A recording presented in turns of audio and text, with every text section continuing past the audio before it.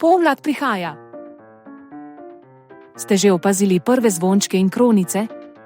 To so beli glasniki pomladi, ki pogumno kukajo izpod snega.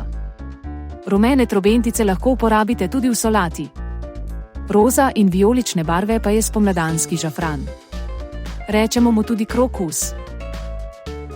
Mačice svojo mehkobo, vijolice svojo modrino in pozicije z žarečo rumeno barvo prinašajo pravo barvno eksplozijo.